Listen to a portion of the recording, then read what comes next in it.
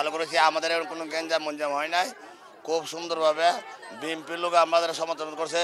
এই আশপাশি যারা আছে এরা আমাদের সহযোগিতা করছে, আমরা খুব আনন্দ করেছি, প্রার্থনা করছি যাতে দেশটা শান্তি হয়, আমরা যাতে শান্তি থাকি। মার কাছে মাগো দেশটা যাতে শান্তি হয়, আমরা যাতে শান্তি থাকি।